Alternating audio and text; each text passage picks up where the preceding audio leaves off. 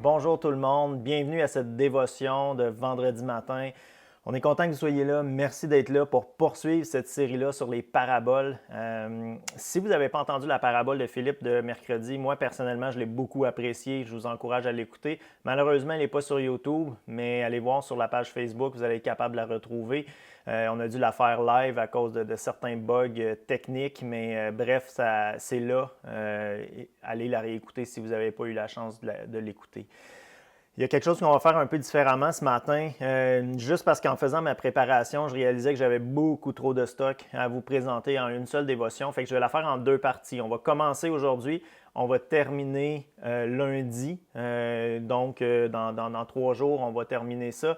La seule chose que je vous demanderais, par contre, étant donné que je l'ai préparé toute d'une traite, je ne l'ai pas préparé en 2 sections qui se complètent. C'est comme si ça va aller d'un bout à l'autre. Fait qu'il y a des choses que je vais commencer à expliquer aujourd'hui puis que je vais terminer d'expliquer juste lundi. Fait que je vous demanderais juste de, si possible, d'écouter les deux si vous commencez à l'écouter pour être certain qu'il n'y ait pas de mauvaise compréhension de quelque chose que je dirais ce matin puis que je n'aurai pas le temps de développer autant que je vais le faire lundi prochain.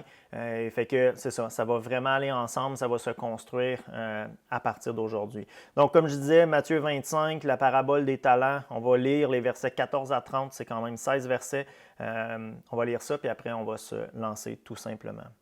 Verset 14, « Il en sera comme d'un homme qui, partant pour un voyage, appela ses serviteurs et leur remit ses biens. Il donna 5 talents à l'un, 2 à l'autre et 1 au troisième, à chacun selon sa capacité, et il partit. Aussitôt que celui qui avait reçu les 5 talents s'en alla, il les fit valoir et il gagna 5 autres talents. De même, celui qui avait reçu les 2 talents en gagna 2 autres. Celui qui n'en avait reçu qu'un alla faire un trou dans la terre et cacha l'argent de son maître. Longtemps après, le maître de ses serviteurs revint et leur fit rendre compte. Celui qui avait reçu les 5 talents s'approcha et apporta 5 autres talents et il dit « Seigneur, tu m'as remis 5 talents, voici, j'en ai gagné 5 autres. » Son maître lui dit « C'est bien, bon et fidèle serviteur. Tu as été fidèle en peu de choses, je te confierai beaucoup. Entre dans la joie de ton maître. » Celui qui avait reçu les 2 talents s'approcha aussi et lui dit « Seigneur, tu m'as remis 2 talents, voici, j'en ai gagné 2 autres. » Son maître lui dit « C'est bien, bon et fidèle serviteur. Tu as été fidèle en peu de choses, je te confierai beaucoup. Entre dans la joie de ton maître. » Celui qui n'avait reçu qu'un talent s'approcha ensuite et il dit « Seigneur, je savais que tu es un homme dur, qui moissonne où tu n'as pas semé et qui amasse où tu n'as pas vanné. J'ai eu peur, je suis allé cacher ton talent dans la terre. Voici, prends ce qui est à toi. » Son maître lui dit, « Serviteur méchant et paresseux, tu savais que je moissonne où je n'ai pas semé et que j'amasse où je n'ai pas vanné. Il te fallait donc remettre mon argent au banquier, et à mon retour, j'aurais retiré ce qui est à moi avec un intérêt. Ôtez-lui donc le talent et donnez-le à celui qui a les 10 talents, car on donnera à celui qui a, et il sera dans l'abondance, mais à celui qui n'a pas, on ôtera même ce qu'il a. Et serviteur inutile, jetez-le dans les ténèbres du dehors, où il y aura des pleurs et des grincements de dents. » Donc, on peut développer cette parabole-là sous plusieurs angles. Jésus est dans une série d'enseignements sur la fin des temps. Alors, il y a un aspect de la parabole qui est, le maître y est parti, il va revenir, puis tous les sujets du royaume vont avoir à rendre compte de comment ça s'est passé durant son absence. Donc, il y a cet aspect-là, qui est présent, qu'on ne peut pas négliger du texte. Mais j'aimerais qu'on regarde un autre angle qu'on va être capable de développer ce matin. Mais juste avant, quelques précisions sur quelques versets. Donc, avant de tomber dans les points d'explication, là, juste qu'on comprenne bien certaines des choses qui sont mentionnées. On commence au verset 15. On voit que chaque serviteur se voit donner un montant d'argent différent. Ils n'ont rien à dire sur le montant qui leur est choisi. C'est pas, ben toi, t'en veux 5 ou t'en veux 2? Tu sais, c'est comme, non, je t'en donne 5, je t'en donne 1, je t'en donne 2, je t'en donne 1. Sont pas responsables de déterminer quel montant ils reçoivent, mais ce qu'on voit, c'est qu'ils sont totalement responsables de la gestion qu'ils ont faite de ce talent-là pendant l'absence du maître. On a parlé un peu la semaine passée de la valeur des talents, la valeur de l'argent dans ce temps-là. Donc, quand on parle d'un talent, on parle d'à peu près 10 à 15 ans de salaire à cette époque-là. Donc, à peu près 500 000 piastres par talent qui était confié à chacun des serviteurs. Donc, le premier reçoit, juste pour le mettre en chiffre d'aujourd'hui, le premier reçoit à peu près 2,5 millions, le deuxième reçoit 1 million, puis le troisième reçoit à peu près 500 000. Ce n'est pas des sommes qui sont banales.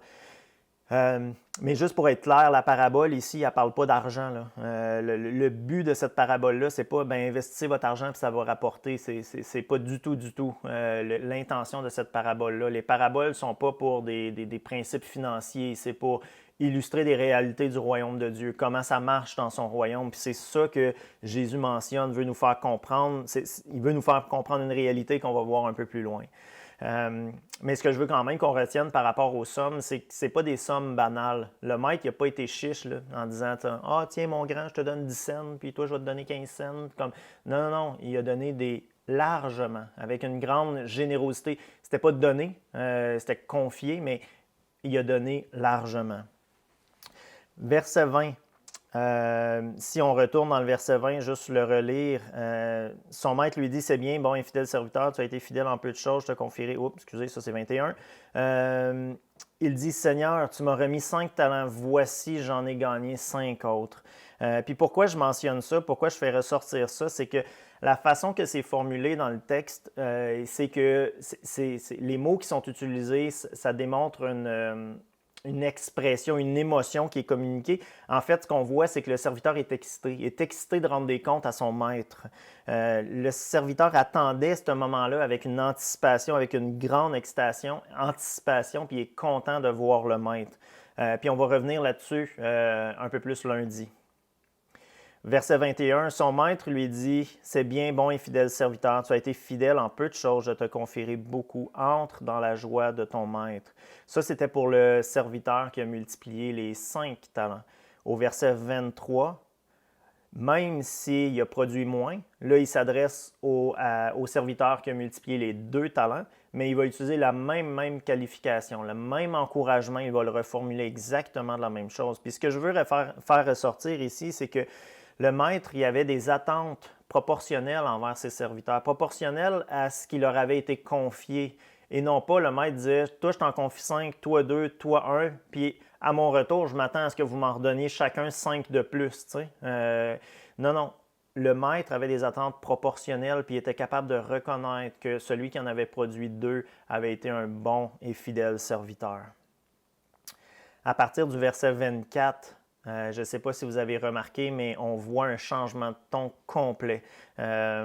Autant pour le maître que pour le serviteur lui-même. Le serviteur n'était pas dans une attente excitée du retour du maître.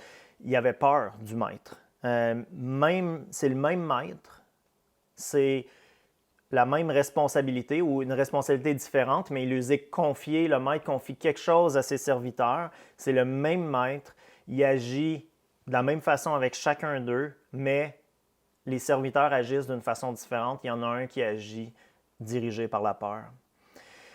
C'est important de noter que le serviteur, il n'a pas volé l'argent. Il n'a pas non plus tout dilapidé ce que le maître lui avait confié dans de la drogue, l'alcool, les femmes ou en allant au casino puis en pariant tout au poker. Là.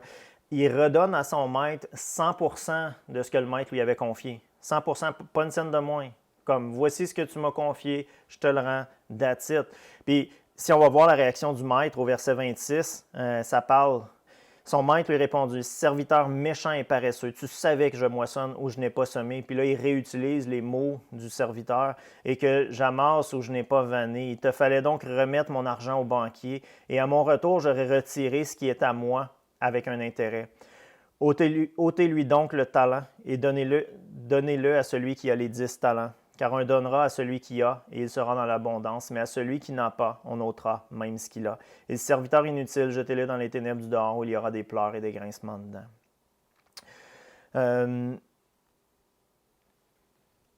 En d'autres termes, ce serviteur-là a été condamné, pas pour ce qu'il a fait, parce qu'il n'a rien fait de mal comme tel, mais il a été condamné pour ce qu'il n'a pas fait.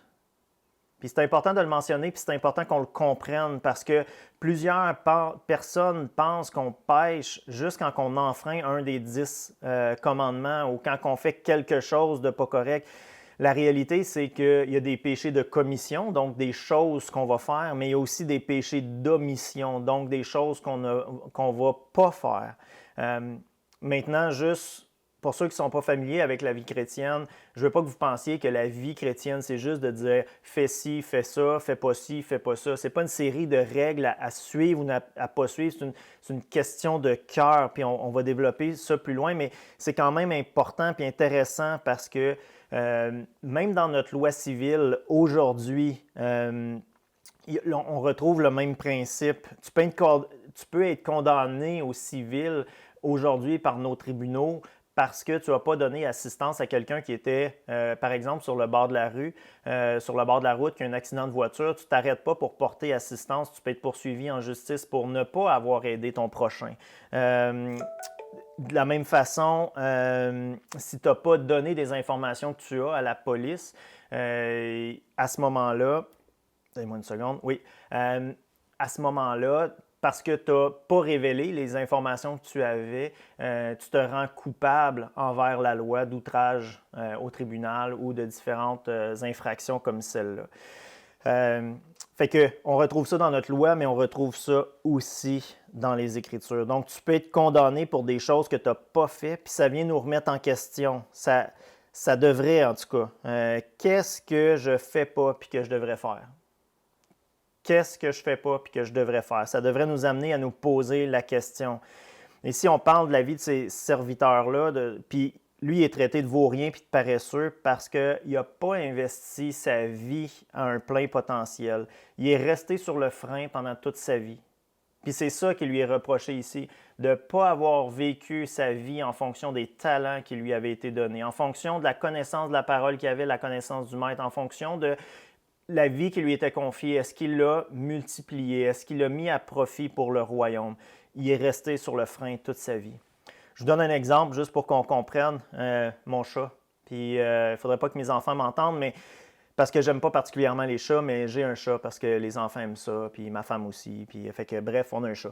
Mais notre chat, il fait tout ce qu'un chat fait. Là, je veux dire, il mange, il dort, il va dehors, il vient nous voir, on le flatte, il remplit sa litière. Bref, il fait tout ce qu'un chat peut faire, tout ce qu'on peut s'attendre d'un chat. Mais la réalité, c'est qu'il n'est pas plus utile pour autant.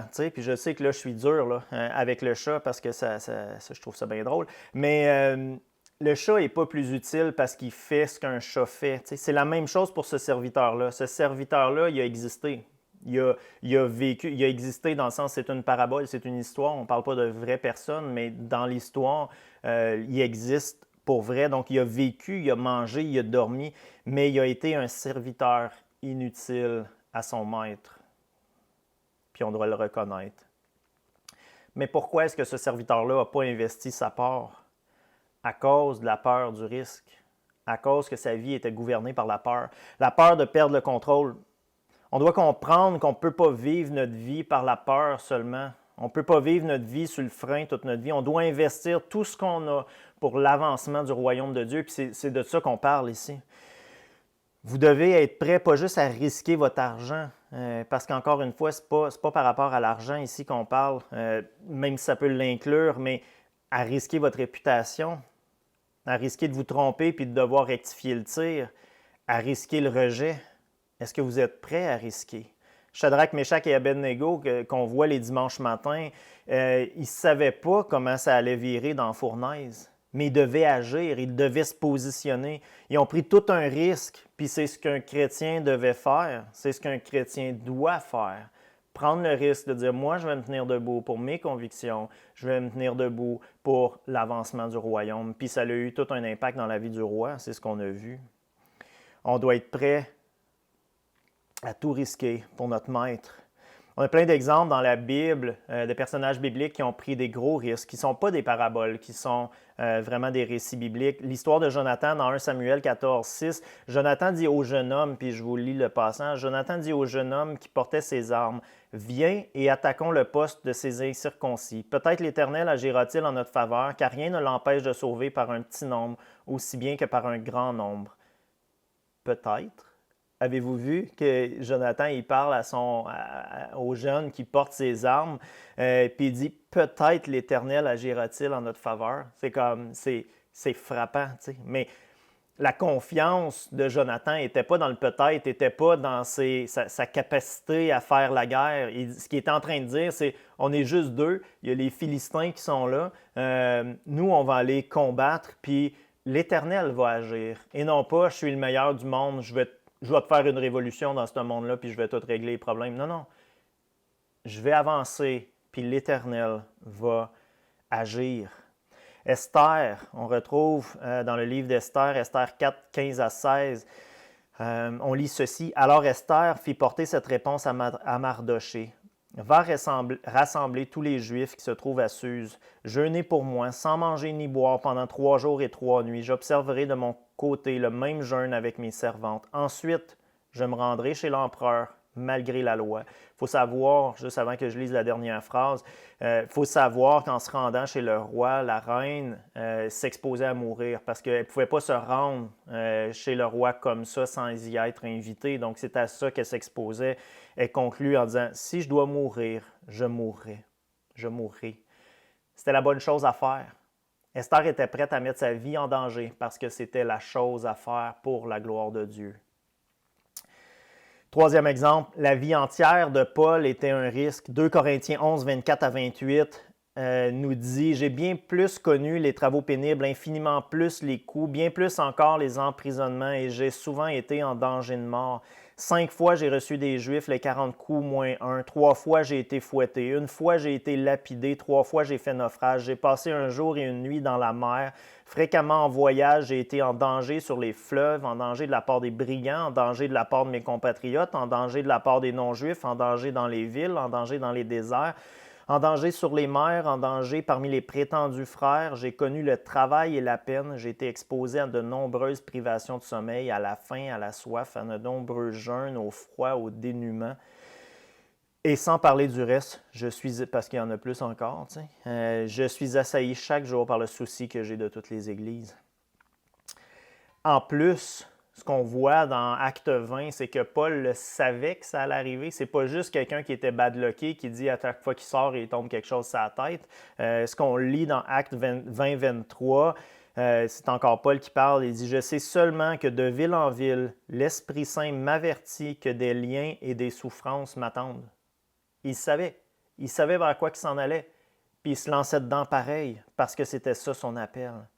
John Piper dit en parlant de Paul, « Paul ne savait jamais d'où le prochain coup viendrait. Chaque jour, il risquait sa vie pour la cause de Christ. Les chemins n'étaient pas sécuritaires, les rivières n'étaient pas sécuritaires, même son propre peuple, les Juifs, étaient une menace pour lui, les païens n'étaient pas sécuritaires, chaque ville qu'il visitait n'était pas sécuritaire. La vie sauvage n'était pas sécuritaire. On voit Paul qui a été mordu par un serpent à un certain moment. La mer n'était pas sécuritaire. Il a fait 3 naufrages, quand même une bonne moyenne. Même ses collègues pharisiens, parce qu'avant Paul était pharisien, étaient un danger pour lui. La sécurité était un mirage. La sécurité n'existait pas pour Paul. Puis ça, c'est la portion que je voulais mettre l'emphase dessus. La sécurité est un mirage. La sécurité n'existait pas pour Paul. Puis j'ajouterais que la sécurité, elle n'existe pas pour nous non plus. Soit on risque, soit on était un serviteur infidèle et paresseux. Mais de dire qu'on vise la sécurité, ce n'est pas une option. La vie des chrétiens de l'Église primitive était aussi une vie de risque. Parce qu'il était toujours exposé. Il était exposé s'il faisait un miracle, s'il partageait l'Évangile, s'il se rassemblait dans une maison, s'il faisait des baptêmes sur la place publique. Il était toujours exposé au rejet des autres. La vie chrétienne est un appel au risque. Tu peux soit vivre ta vie en t'exposant au risque, comme les 2 serviteurs fidèles ont fait, ou tu peux gaspiller ta vie et rien faire. Mais on choisit toujours un ou l'autre. Malheureusement, on vit une vie garantie. On est dans un monde où on veut toujours une garantie pour tout. Je veux être certain que tout va être correct pour moi. Je vais calculer le risque, puis je vais me lancer juste si je suis certain que c'est 100% safe. C'est pas comme ça que ça marche avec Dieu. Il nous donne rarement une garantie. Il veut qu'on prenne des risques pour la cause de Christ. On ne sait pas toujours comment ça va tourner, mais on peut prendre des risques. Est-ce que Dieu a laissé tomber Paul? Est-ce que Dieu a laissé tomber Shadrach, Meshach et Abednego quand c'était le temps d'être dans la fournaise? Non. Comme disait Phil, Dieu va nous sauver soit de l'épreuve, soit à travers l'épreuve, soit dans l'épreuve. Mais de chercher à éviter l'épreuve, c'est de choisir une vie de compromis. Le risque est un test de notre foi. Si vous écoutez la partie pour les enfants les dimanches matins, cette semaine, c'était le récit des 12 espions qui allaient explorer le pays que Dieu avait promis à son peuple. Il y en a 10 qui reviennent en disant comme c'est ben trop risqué, il y a des géants, il y a ci, il y a ça, on ne va pas là. T'sais. Puis il y en a 2 qui reviennent en disant Dieu va nous accompagner. Ils ne disent pas il n'y a pas de risque. Ils ne disent pas il n'y aura pas de défi, ça va être facile. Ils disent « Dieu va nous accompagner ». Malheureusement, ce que l'histoire nous révèle, c'est que le peuple a écouté les 10 peureux. Ces 10-là sont morts sur le coup. Puis le peuple a été condamné à 40 ans à errer dans le désert. Tout ça pour avoir douté de la capacité de Dieu à prendre soin d'eux dans le risque, dans des choses qui pouvaient être risquées. Ils ont choisi de ne pas investir leur talent, de l'enterrer, de jouer safe. Ma question pour vous ce matin, à quel risque est-ce que Dieu t'appelle présentement? Puis Dieu t'appelle peut-être à ce risque-là depuis des mois, depuis des années, mais tu as peur. Donc tu dois te poser la question, à quel risque est-ce que Dieu te demande de t'exposer pour lui? Ça peut être de prendre un ministère dans l'Église ou de prendre du leadership dans ton groupe Connexion. Ça peut être de devenir une famille d'accueil ou d'adopter parce que ça représente des risques pour ta famille, ça représente des risques financiers aussi. Ça peut être un changement de carrière. Puis là, je veux juste préciser que je ne parle pas ici des personnes qui aiment ça changer juste pour le fun de changer, là, avec quand il y a une bulle qui leur passe par la tête, ils changent de travail et sont incapables de garder au travail. Je parle ici de prendre des risques, pas pour notre propre confort à nous, prendre des risques pour la gloire de Dieu, pour établir son royaume, pour participer à l'avancement de son royaume, tout comme Paul l'a fait. Peut-être que Dieu vous demande de prendre un risque en joignant une équipe de missionnaires pour un été ou pendant toute une année. Peut-être que votre risque, c'est juste de pardonner quelqu'un parce que vous savez que ça met votre cœur à risque. Peut-être que c'est de partager l'Évangile avec un collègue de travail. Peut-être que c'est d'investir dans ton mariage comme si c'était une priorité. Parce que le risque, c'est que tu dois peut-être arrêter certains dadas, certaines autres choses qui t'amènent des petits plaisirs immédiats, mais la bonne chose à faire serait d'investir dans ton mariage. Si tu n'es pas marié, c'est peut-être de prendre le risque d'attendre que Dieu amène la bonne personne, puis de refuser le compromis en attendant que Dieu t'amène cette personne-là. Peut-être que Dieu te demande de réaligner tes finances, puis de commencer à gérer avec une entière intégrité tes finances personnelles, puis tes finances de business et ou tes finances d'entreprise. À quel risque est-ce que Dieu t'appelle présentement? Vous devez prendre ces risques. L'obéissance implique toujours un risque. On a un choix à prendre, l'obéissance et le risque ou la désobéissance puis une illusion de sécurité. Vous devez prendre cette décision-là. Donc, on se revoit lundi. Lundi, on va continuer cette discussion-là. Il y a encore beaucoup de choses à dire. On va continuer à bâtir là-dessus. Jésus nous donne cette parabole-là parce qu'il veut notre cœur. Il y a quelque chose de positif dans tout ça. On n'a pas à se sentir écrasé. Sentez-vous libre de chercher le plan de Dieu pour vos vies parce que c'est là que la vraie liberté se trouve. Je vous souhaite un bon week-end. On se revoit dimanche. Bye bye.